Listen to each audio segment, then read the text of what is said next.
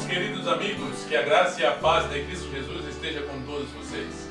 É enorme prazer estar com vocês mais uma vez para juntos estudarmos a Palavra de Deus, meditarmos em eventos que são eventos de fé, que demonstram a confiança que os homens de Deus depositaram em seu Senhor. E logicamente a lição de hoje, ela se trata de um evento muito conhecido por todos nós. Um evento que eu conheço desde criança, não que faça muito tempo, mas desde criança já escutava sobre essa história, sobre esse evento, sobre a fortaleza de Daniel nesta ocasião. E hoje nós vamos nos deter a estudar sobre Daniel no Fosso dos Leões. É algo magnífico, é algo incrível quando nós nos detemos em analisar esta história, este evento ocorrido na vida de Daniel.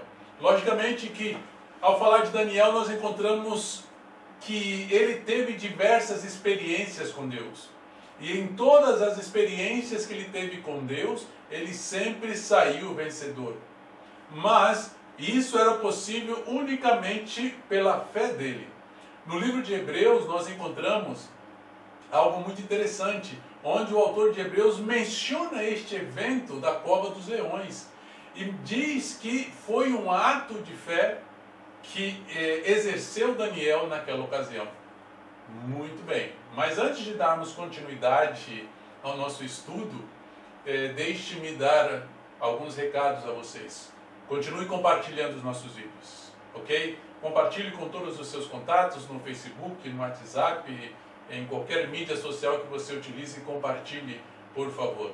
Também se inscreva em nosso canal, é fácil, basta um clique aqui embaixo em inscrever-se e você estará inscrito em nosso canal. E acione também a campainha para que você assim possa ser avisado quando nós postarmos novos vídeos. Curta também o nosso vídeo, é tão simples, gente. É apenas clicar no joinha e você estará também nos ajudando desta maneira, ok? Não se esqueça de utilizar o material que nós temos preparado para você e para a sua família, que são as meditações diárias. Aí estão em nossa lição, onde nós temos diversas reflexões para todos os dias da semana. E assim você, junto com seus filhos, com sua esposa, ou você sozinho, possa utilizar aí os textos que ali estão, os textos bíblicos e textos dos testemunhos para poder fazer o seu culto matutino. O seu culto matutino e vespertino. E é interessante que hoje a nossa lição ela dá uma pincelada sobre isso também, né? Pois bem, como eu estava falando a vocês, nós estamos então em um momento onde houve uma transição. O Império Babilônico ele foi completamente destruído, como havia sido profetizado através do sonho que teve Nabucodonosor, que foi o sonho daquela estátua de ouro que estava dividido por diversos materiais. É a cabeça de ouro que representava a Babilônia e que ela chegaria até um determinado momento. E viria então um outro reino, um outro império, que seria a parte de prata, que representa o Império Medo-Persa. Nós encontramos que foi dado também uma mensagem a Beltesazar, que foi o último rei, juntamente com seu pai, e foi dado a ele aquela inscrição que nós estudamos na semana passada, onde estava escrito na parede, ou foi escrito na parede, Mene, Mene, Tekel, Ufarsim. E Daniel deu então a interpretação que o reino de Beltesazar, ou o reino de Babilônia, havia sido pesado na balança, estava em falta e havia sido dado aos medos e persas. A nossa lição da semana passada então terminou com o fato de que Beltesazar foi morto pelos medos e persas e assumiu então o trono naquele momento Dario I, que governaria o Império Medo-Persa por algum tempo. Ele era, naquela ocasião, o líder dos exércitos medos e persas. Logicamente que também estava Ciro, mas quem sentou no trono ali em Babilônia foi Dario.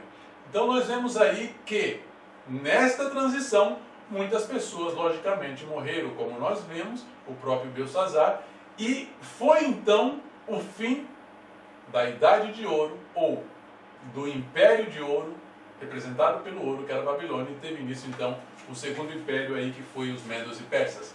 Dario, ele sentou-se no trono, e nós percebemos que, passado já, não se sabe quanto tempo, mas algum tempo, podemos dizer, onde se estabeleceu ou se estabilizou tudo aquilo que estava envolvido com a guerra, e Dario então ele começa a estabelecer a administração ou a organização civil do império, ou do reino dos persas, dos medos e persas.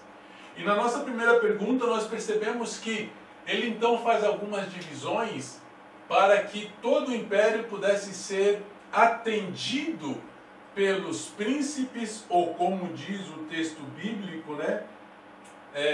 Ou outras versões, por aqueles príncipes que governariam as províncias, e esses príncipes estariam submetidos a 3 presidentes, que seriam, no caso, como eram 3, imagino então que foram 2 que faziam parte do reino Medo e Persa, e um terceiro que foi escolhido por Dario foi Daniel.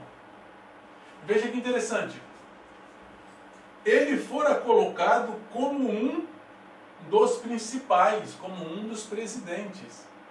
E é interessante que o texto bíblico menciona que Daniel sobrepujou, ou seja, ele foi além dos outros 2 presidentes e além dos outros príncipes que regiam as províncias.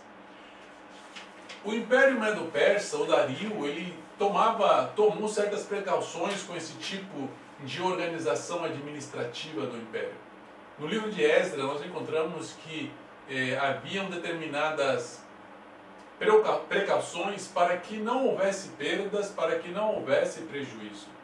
Então, havia esta necessidade de colocar pessoas que eram capazes para desenvolver e administrar corretamente tudo aquilo que pertencia ao império. E por vir Daniel já de uma experiência no Império Babilônico, com certeza Dario ficou sabendo disso, ficou sabendo que por um tempo Daniel foi um dos grandes estadistas em Babilônia. Ele então coloca Daniel como um dos presidentes e que foi além dos outros que foram estabelecidos, ao ponto do rei querer colocá-lo como principal dos presidentes, acima dos outros 2 e acima de todos os outros. Ou seja, praticamente ele seria o segundo no reino. E logicamente que isso causaria ou causou um tipo de inveja contra Daniel, porque Daniel, para os medos e persas, continuava sendo um cativo hebreu que estava ali entre eles, mas que teve essa grande consideração do rei. E vejam só que o texto bíblico menciona que Daniel, que foi observado em Daniel por Dario, que ele tinha um espírito excelente, qualidades que já haviam sido observadas anteriormente por Nabucodonosor e pela filha de Nabucodonosor, a mãe de Belsazar, ou a rainha mãe, como nós estudamos na semana passada, onde ela descreveu quais eram as qualidades de Daniel e mencionou que ele tinha um espírito excelente, o espírito dos deuses, que ele tinha grande sabedoria. Bastou pouco tempo para que o rei Dario pudesse perceber também essas características em Daniel, para que assim ele conhecesse quem era Daniel e dando a ele confiança como um dos seus presidentes, como um dos seus homens de confiança. Pois bem, dado isso, logicamente que os demais príncipes e presidentes, eles não estavam contentes que Daniel tivesse tanta, vamos dizer assim, moral, ou tivesse tanta consideração do rei. Diante desta possibilidade, estes homens então elaboraram uma armadilha, prepararam um plano maquiavélico para que Daniel pudesse ser afetado. Buscaram diversos meios para encontrar algum tipo de erro em Daniel, mas não puderam encontrar. A nossa nota de introdução diz que Daniel era um modelo de homem de negócio. E a história de Daniel mostra que alguém consagrado ao serviço de Deus, ele pode realmente prosperar aonde ele estiver fazendo aquilo que é correto. Então esses homens nunca encontraram em Daniel nenhum motivo, nenhuma irregularidade para acusá-lo diante do rei. E para poder fazer algo contra Daniel, eles tinham então que elaborar algo que fosse ou que pudesse afetar algum aspecto da vida de Daniel. E foi justamente o que eles fizeram. Fizeram agora que o rei assinasse um decreto real com uma proibição, onde ninguém, no período de 30 dias, adorasse a nenhum outro Deus, ou fizesse nenhum pedido a nenhum outro Deus, que se dirigisse unicamente ao rei, fizesse algum pedido a ele. Por trás disso, nós já percebemos que esses homens conheciam a rotina de Daniel e elaboraram esse decreto. Foram com palavras de lisonja ao rei, e isso agradou o rei, e o rei então assinou aquele decreto.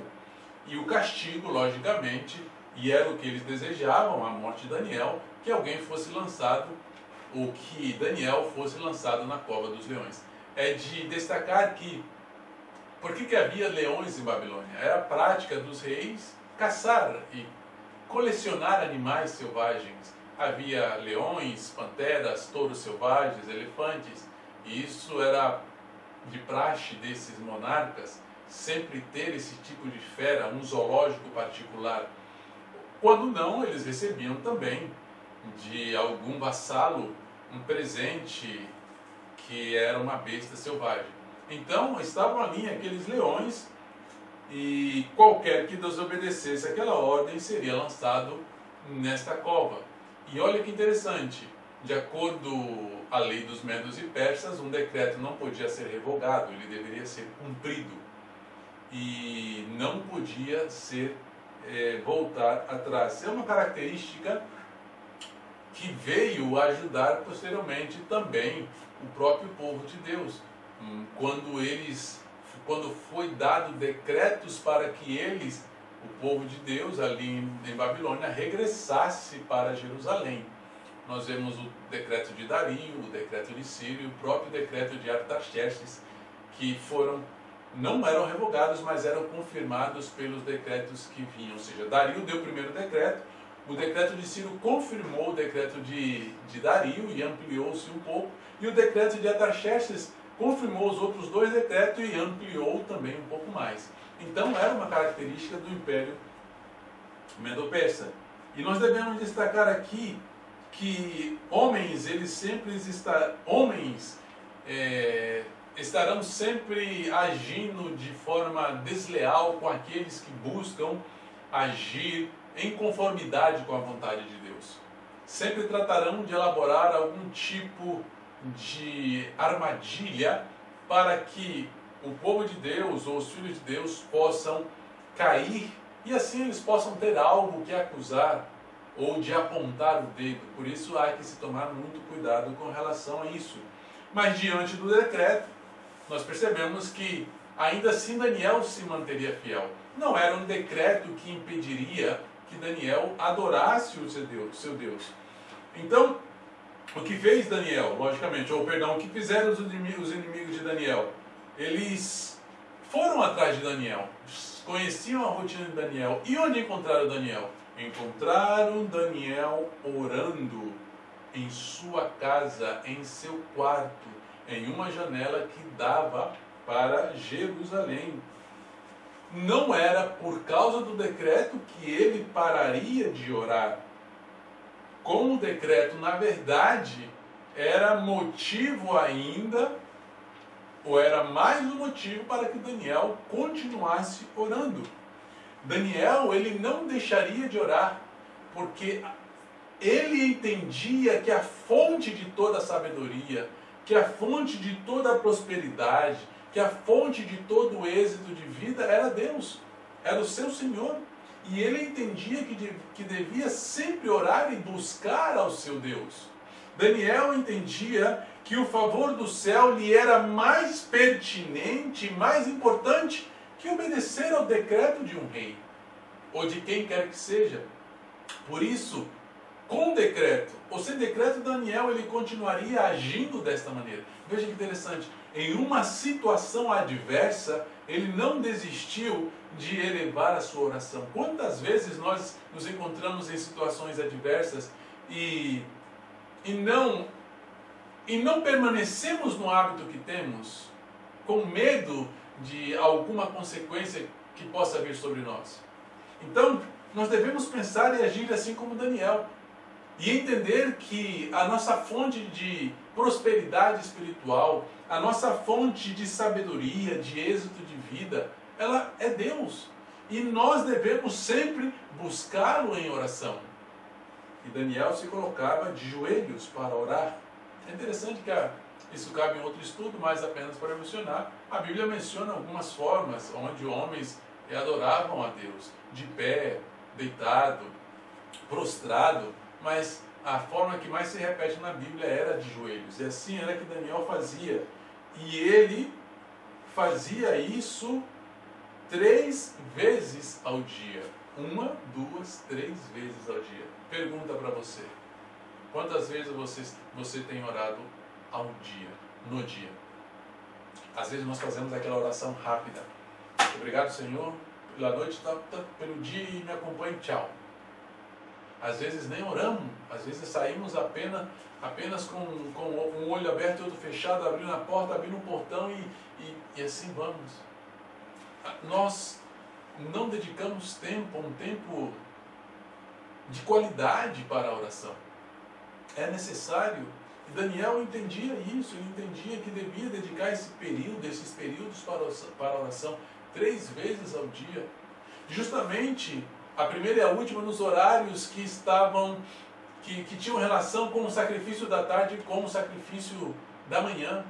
Culto matutino e culto vespertino. Veja só. Se você não pode fazer com a sua família, mas dedique um tempo para orar. Devemos orar. A oração é um instrumento que nós temos para nos fortalecer espiritualmente. E diz o texto que devemos ter um tempo fixo, um período especial para a oração, pelo menos 3 vezes ao dia, de manhã, ao meio-dia e de noite. Então, nós temos aí o exemplo de Daniel e nós temos também aí o que nos recomenda o pensamento inspirado. Nós devemos ser pessoas de oração, orar sem cessar, orar em todo o tempo, vigiar constantemente. E Daniel, ele agia desta maneira. Sempre recorria a Deus, que era a fonte de tudo que ele recebia e de privilégios ali naquelas cortes, tanto de Babilônia como na corte dos Medos e Persas. Desde o momento, ainda jovem, que ele saiu da sua terra e chegou ali em Babilônia, esta sempre foi a atitude de Daniel, de buscar a Deus como a maior fonte de tudo aquilo que ele poderia receber.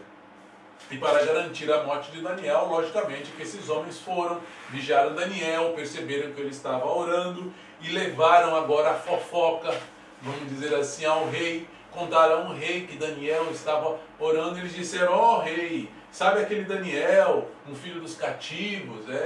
Ele mesmo, aquele que você tanto preza, aquele que você deu tantos privilégios. Pois é, ele desobedeceu o seu decreto, ele tem que ser jogado na cova dos leões. Vejam só como eles desprezavam a Daniel. Eles não mencionam o título de Daniel dizendo: ó Senhor, rei, aquele Daniel, o presidente dos príncipes. Não, ele fala o cativo, para que era uma maneira de tentar persuadir o rei a realmente desprezar a atitude de Daniel.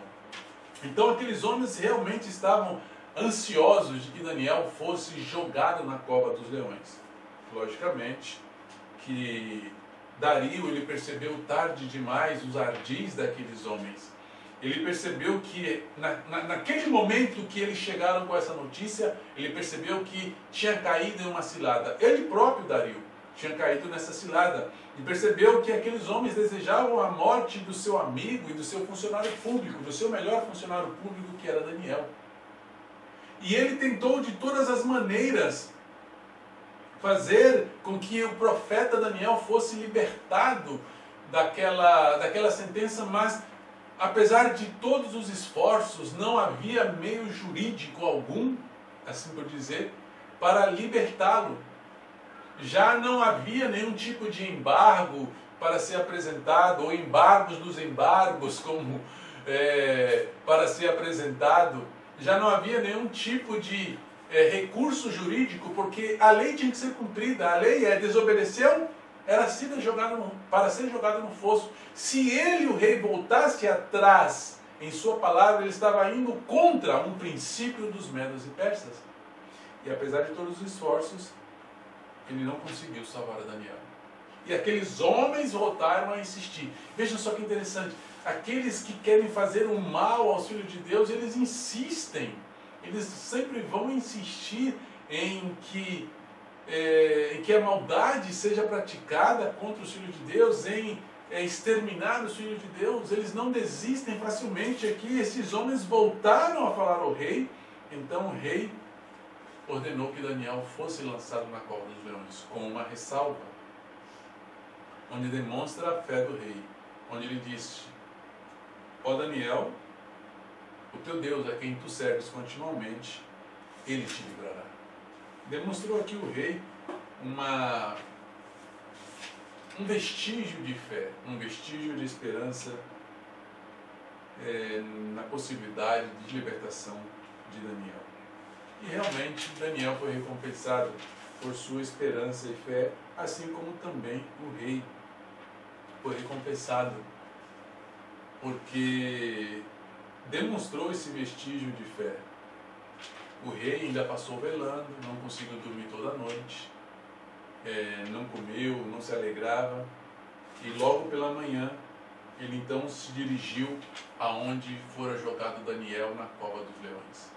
E quando ele chegou, logicamente ele chamou por Daniel e disse: Daniel, servo do Deus vivo, dar-se-ia o caso que teu Deus, a quem tu continuamente serves, tenha podido livrar-te dos leões? Que coisa magnífica! E nós já havíamos lido isso também lá em Nabucodonosor, que reconheceu o Deus de Daniel. Veja que a vida de Daniel, ela tocou o coração de grandes homens, de grandes monarcas, de grandes impérios. O estilo de vida de Daniel, a fidelidade de Daniel, a segurança, a sua honestidade, a forma em que ele realizava o seu trabalho, tudo isso era exemplo para aqueles homens. E estes homens viam em Daniel uma pessoa no qual podiam ter confiança e depositar responsabilidades. E nós, como estamos demonstrando que somos filhos de Deus? Como estamos demonstrando as qualidades que deveríamos ter como filhos de Deus? Será que a nossa vida está afetando a vida de outras pessoas para o bem? Será que a nossa vida está fazendo com que outras pessoas conheçam ao verdadeiro Deus e glorifiquem ao verdadeiro Deus? Pensemos nessas perguntas. E pensemos na vida de Daniel. Aquele rei, o rei Dario, ele demonstrou ter certo conhecimento do Deus vivo, porque ele disse: ó, o teu Deus, o Daniel, servo do Deus vivo.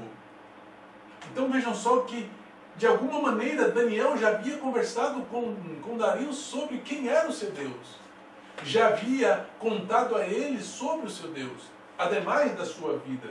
Então Daniel, ele mostra na vida dele, nas palavras dele, àquele rei, quem é o verdadeiro Deus e quem é o Deus vivo. E é interessante que o rei, ele, em um estado de tristeza que estava, ele se voltaria ou voltaria a um estado de alegria pelo que viria a seguir. Eu queria mencionar algo sobre as orações de Daniel, e fala que Daniel, ele não orava apenas em seu coração, senão ele orava em voz alta, apenas regressando a um comentário que deveria ter feito anteriormente na pergunta número 3. As orações de Daniel eram em voz alta, ali na janela que dava para Jerusalém.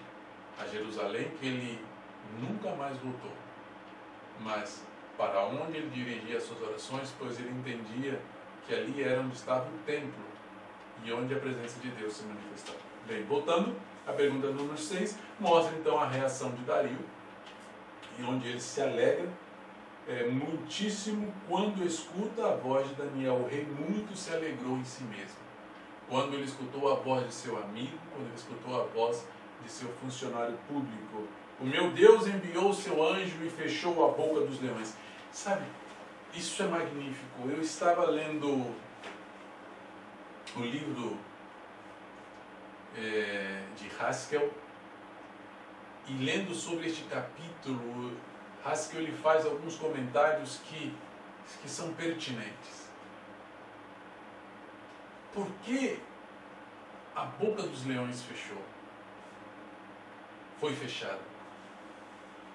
Claro, como eu disse a princípio e volto a dizer, foi um ato de fé. Daniel demonstrou fé. Mas havia algo além disso, diz Haskell.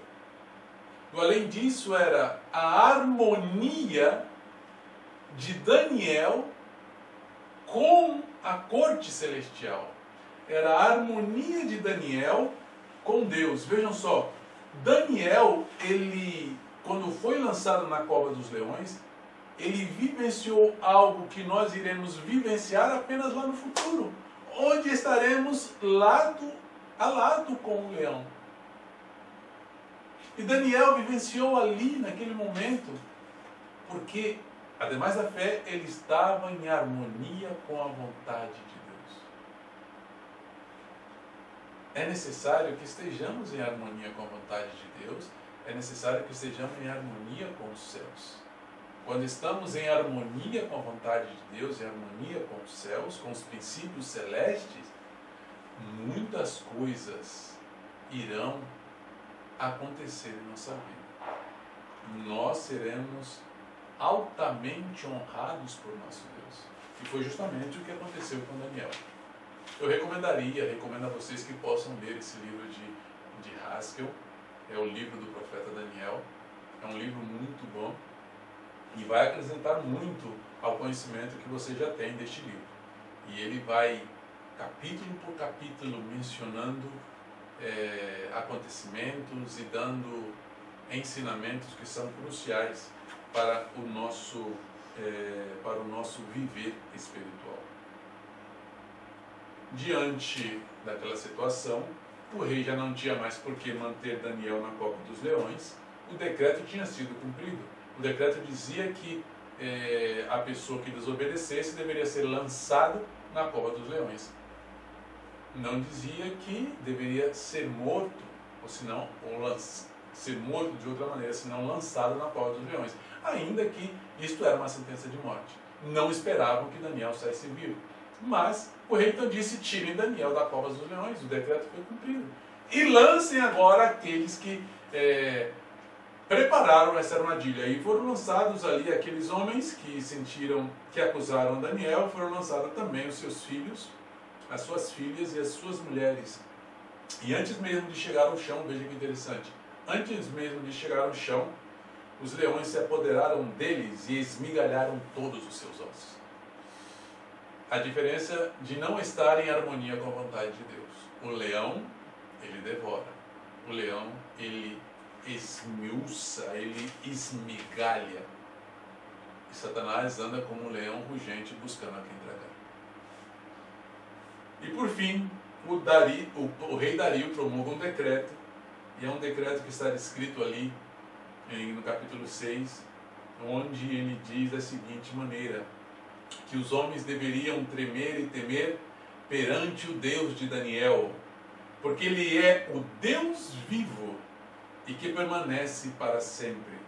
E o seu reino não pode destruir, e o seu domínio durará até o fim. Ele salva, livra e opera sinais e maravilhas no céu e na terra. Ele salvou e livrou Daniel do poder dos leões. Veja que magnífico isso. Um decreto que exalta os atributos de Deus. Um decreto que exalta o caráter de Deus. Exaltou primeiro que ele é Deus vivo. Falou depois da eternidade de Deus. Falou da onipotência de Deus. Falou do domínio de Deus. E falou também da salvação que pertence a Deus. Ele salva e livra. E falou que ele também opera grandes sinais e maravilhas. Poxa vida, com certeza Dario ele teve um grande e profundo conhecimento de quem era o verdadeiro Deus. E naquele reino, Daniel prosperou. Deixe-me dizer que Daniel já tinha 80 anos de idade nessa ocasião. Pouco mais de 80 anos de idade. Ele já era bem ancião. E foi neste período que tanto Dario como Ciro ficaram sabendo das profecias concernente à libertação do povo de Israel para que regressassem a Judá. Com certeza Daniel teve parte nisso. Com certeza Daniel disse a estes reis as profecias que estão registradas em Jeremias, em Isaías. E com certeza Daniel influenciou para que estes homens também pudessem dar esse decreto, tanto o primeiro como o segundo decreto. E assim foi que ele prosperou no reinado de Dario e no reinado de Ciro, o persa. Queridos irmãos, que maravilha estudar as histórias de Daniel. Que o Senhor possa nos abençoar, que o Espírito Santo venha nos iluminar. Possamos colocar os ensinamentos da vida de Daniel, deste período que ele passou nestes impérios, também possamos colocar em prática em nossas vidas. Os princípios que regiam a vida de Daniel possam ser também os princípios que regem a nossa vida. Os hábitos também possam ser os nossos hábitos. Sejamos pessoas que confiemos plenamente e unicamente em nosso Deus.